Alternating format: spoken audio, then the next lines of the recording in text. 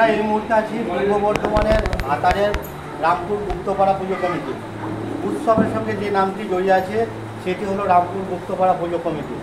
পুজো নয়, আনন্দ সুখ দুঃখে মানুষের সাথী হয়ে সর্বক্ষণ মানুষের পাশে দাঁড়ার উদ্যোগ নেন গুপ্তপাড়া পুজো কমিটি। সোজা কথা, পত্রিকা গুপ্ত পরিবারের যে মানবিক কর্মকাণ্ড, সেই মানবিক কর্মকাণ্ডকে আগামী দিনে যেন আরও অনুপ্রাণিত হয় এবং মানুষের পাশে এইভাবেই ওনারা থাকতে পারেন, সেই আশা এবং শুভকামনা রেখে আমরা এই মুহূর্তে তুলে দিচ্ছি শারদ সম্মান 2025 গুপ্তপাড়া পুজো কমিটি রামপুর।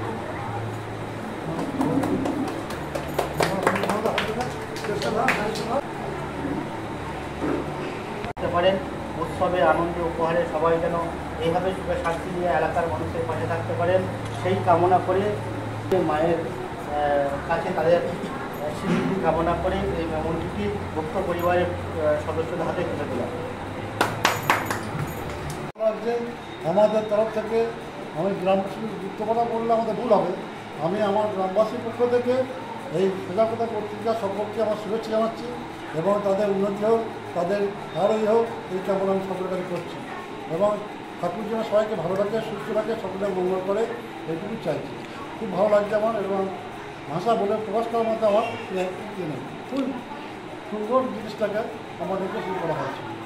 মানুষ চাইছে, মানুষ ভালোবাসে, মানুষ স্বতঃস্ফূর্তভাবে এগিয়ে আসছে, মানুষের চাহিদাটাকে আমরা কী করে সম্মান দিচ্ছি।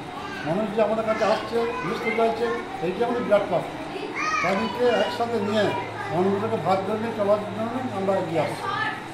মাকে কামনা করছি, মা সকলকে ভালো রাখো, সকলকে সুস্থ রাখো এবং অন্ন বস্ত্র যেন হোক যেন মা, এবং কোনো রকমের মহামারী বা কোনো এর মধ্যে যেন আর কাউকে নিয়ে না। আমাদের করোনা থেকে যা শিক্ষা হয়েছে, মার কাছে এইটা কামনা করি, আর নতুন করে যেন কোনো ব্যাধি আর মানুষের মধ্যে না ছড়ায়। Thank you. আপনাদের এই সম্মান আমরা হাতে ভবিষ্যতেই চেষ্টা থাকবে আরও বেশি নতুনত্ব কিছু করার, সবাইকে আপন করে আমাদের এই অনুষ্ঠানটাকে আরও বড় করে তোলার। থাকার মানুষের পাশে থাকা তো আমাদের পরিবারের একটা বিশেষ গুণ বলতে পারেন, বা আমাদের একটা মানে ইচ্ছা শক্তির একটা প্রবল প্রকাশ। তো সেটা তো করতে আমাদের খুবই ভালো লাগে। বাড়ির প্রত্যেকটা সদস্যই এই কাজে নিয়োজিত থাকে। এছাড়াও আমি কামনা করব যে সমগ্র এই বর্ধমান জেলা, সমগ্র রামপুরবাসী যারা সমস্ত সবার মঙ্গল কামনায় আমরা পাশে থাকতে পারি এবং আরও ভবিষ্যতে আমরা এই যে গরিব দুঃখীদের পাশে থাকা, এটাকে যেন আরও উন্নতির পথে নিয়ে যেতে পারি। আমরা সবার আশীর্বাদ কামনা করি, আপনাদেরও দর্শন এবং মায়ের কাছে এই আশীর্বাদই প্রার্থনা রাখি যেন আমরা পাশে থাকতে পারি সবাই।